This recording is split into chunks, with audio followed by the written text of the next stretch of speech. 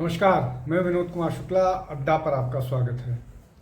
लोकसभा में पहलगांव मामले पर चर्चा से पहले पूर्व गृह मंत्री पी चिदम्बरम ने एक बार फिर मामले को गरमा दिया है, जब उन्होंने ये कहा कि इस मामले को जिस तरह से सरकार ने हैंडल किया है वो बहुत संतोषजनक नहीं है और सरकार बहुत सारी चीज़ों पर जवाब नहीं दे पाई है कि वो जो टेररिस्ट हैं वो कहाँ हैं, किन लोगों ने उनको शेल्टर दिया, और इस तरह के कई सारे प्रश्न हैं। और उसके बाद उनका जो कहने का फिर बाद में लब्बो लबाब है या जो बात निकल कर के आ रही है, वो ये कहने की कोशिश कर रहे हैं या ये कह रहे हैं कि हमको मतलब सरकार को इस कंक्लूज़न पर, इस निष्कर्ष पर नहीं पहुंचना चाहिए जब तक उनके पास पर्याप्त साक्ष्य सबूत या ना हो कि इस पूरे मामले में पाकिस्तान का हाथ है।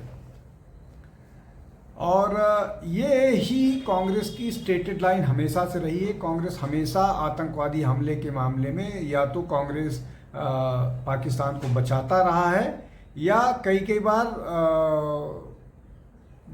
मतलब न केवल बातचीत के तौर पर बल्कि आतंकवादियों को जवाब ना देकर या उनके जो ये परोक्ष हमले किए जाते हैं उसके बाद जवाब न देकर चुप्पी साध कर, उसी तरह की बात चिदम्बरम साहब ने कही है। कांग्रेस ये बात लगातार कहती रही है, ऑपरेशन सिंदूर पर कितना नुकसान हुआ, हमारे कितने प्लेन गिरे, डील किसने ब्रोकर कराई, इस तरह की बात ऑफिशियल स्पोक्स पर्सन कह रहे थे, नेता प्रतिपक्ष लोकसभा कह रहे थे, नेता प्रतिपक्ष राज्यसभा कह रहे थे कि कुछ छुटपुट वार हुआ है, इस तरह की बातें हैं। अब हम चूंकि इस पूरे मसले पर चिदम्बरम की बात कर रहे हैं क्योंकि चर्चा इस पर होनी है और चिदम्बरम साहब ने चर्चा से पहले एक बात छेड़ दी है। उनके जो है उनका जो बात की उसके कोई प्रमाण नहीं है कि पाकिस्तान नहीं कराया। राहुल गांधी ने ऑपरेशन सिंदूर पर बहुत सारी बातें कही, उनकी जो प्रवक्ता हैं, चाहे सुप्रिया श्रीनेत हों, रागिनी नायक हो, इस तरह के सारे वो क्या बोलते हैं और भी जितने उनके प्रवक्ता हैं। अब ये जो बात पी चिदम्बरम कह रहे हैं, पी चिदम्बरम न केवल पाकिस्तान को क्लीन चिट देते रहे हैं अपनी पार्टी की तर्ज पर, बल्कि उन्होंने एक बड़ी थियरी गढ़ी थी हिंदू आतंकवाद की। ये डीजीपी कॉन्फ्रेंस में जब वो गृह मंत्री थे, 2010 का मामला है, तो उन्होंने ये बात कही थी हिंदू आतंकवाद को लेकर के। बाकायदा उन्होंने डिटेल चीज़ें बताई थी और चूंकि वो डीजीपी कॉन्फ्रेंस में था, मैं ये बात कही थी, इसका मतलब ये था कि वो पुलिस को और पुलिस फोर्स को ये बताने की कोशिश कर रहे थे कि आप इन सब चीज़ों पर नज़र रखिए। उसके बाद जो है बहुत सारी गिरफ्तारियां हुई थी जिसमें कर्नल श्रीकांत पुरोहित हैं, असीमानंद है, साध्वी प्रज्ञा हैं, इस तरह की चीज़ें हुई। और उसके बाद मामला किस तरह से एनआईए को गया, किस तरह से एक सर्विंग ऑफिसर के साथ ट्रीट किया गया, किस तरह से प्रज्ञा के साथ साध्वी प्रज्ञा का टॉर्चर किया गया, असीमानंद और भी बहुत सारे लोग थे इस पूरे मामले में जिनके साथ इस तरह का व्यवहार किया गया।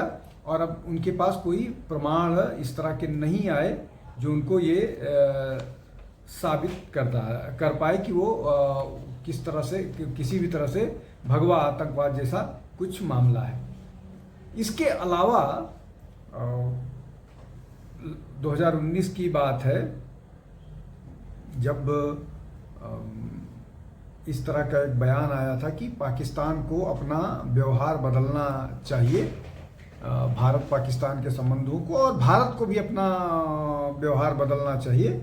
इस पर अरुण जेटली जी ने बहुत लंबा चौड़ा बयान मतलब प्रश्न पूछा था कि भाई हम आतंकवाद से पीड़ित हैं, हम मतलब भारत आतंकवाद से पीड़ित है और पाकिस्तान आतंकवाद को परपेट्रेट करता है, और इसको लेकर के हजारों प्रमाण, डॉजियर लोग जो गिरफ्तार हुए हैं वो ऑलरेडी सारे जगह दिए जा चुके हैं। उसके बाद अगर कोई व्यक्ति ऐसा बात करे जो गृह मंत्री रह चुका हो, तो इस पर कांग्रेस को जवाब देना चाहिए कि कांग्रेस क्यों हमेशा पाकिस्तान के पक्ष में खड़ी नजर आती है। अब जो बात पहलगाम को लेकर के चिदम्बरम साहब कह रहे हैं कि इसका कोई प्रमाण नहीं मिला है, तो ये क्यों चिदम्बरम साहब या कांग्रेस पाकिस्तान को क्लीन चिट देने की कोशिश करी? क्या ये सब अपीजमेंट का नतीजा है? अब एक और बात आती है, ORF के एक कार्यक्रम में 2019 में चिदम्बरम साहब ने बोला था कि पाकिस्तान के साथ युद्ध करना भारत के लिए कोई मतलब अच्छा विकल्प नहीं है, और जो मजबूत सेना किसी भी देश की होती है तो वो युद्ध लड़ने के लिए नहीं होती है, वो युद्ध को टालने के लिए हो सकती है। शायद थियोरेटिकली ये बात सही लगे, बहुत जिसको बोलते हैं बहुत मज़ेदार या बहुत तार्किक लगे, लेकिन क्या 1948 से लेकर के मतलब 1947 से लेकर के जब से पाकिस्तान बना है तब से अब तक भारत किसी भी साल किसी भी दिन पाकिस्तानी सेना से कमज़ोर रहा है? उसके बाद भी क्या पाकिस्तान अपनी हरकतों से बाज आया है?